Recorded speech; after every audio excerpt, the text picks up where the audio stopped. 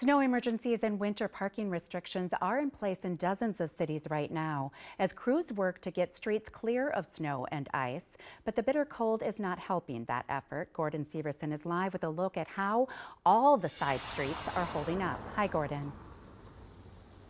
Hi, yeah, this morning driving around, it really didn't matter what kind of road you were driving on. You were going to come across some slick spots. Right now, a lot of the highways and interstates are very improved right now. But if you come on some of these city streets, these busy city streets, like here on St. Louis Park, you can see that it's a little better than the highways and interstates, but there's still some ice and snow out here. And then if you come out onto the residential streets, you can see by my boots here, it's a lot deeper, a lot packed down snow. And this is where some of the problems might come later tonight and tomorrow morning. So public works directors are encouraging people to drive slow in some of these side streets.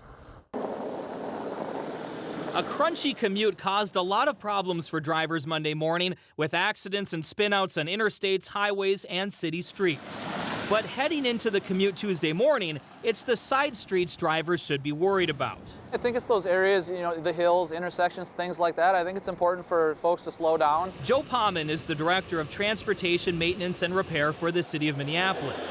He says on day 2 of the city's snow emergency, plows are now spending more time in the neighborhoods. But falling temps overnight could get in their way. So a lot of those kind of invisible slick spots will reappear, as we see that refreeze. You're probably going to see a lot of ice pack around the metro still today. Mike Oakey is a public works supervisor in St. Louis Park. He agrees drivers could run into a few slick spots Tuesday morning. With it snowing for the duration that it did, we had a lot of hard ice pack underneath the snow just from so much traffic being on it for so long. And even with the best road salt in the world, that hard-packed snow will take some time to melt. Luckily, time is on their side because we aren't expecting to see any major snow events anytime soon. We kind of plan for about 4 snow emergencies a year, and we do work on a calendar year, and so we've had 3 in December. Thankfully, they've been spaced out enough where we've been able to perform our entire operation before the next one starts. No back-to-backers. And so it's been good.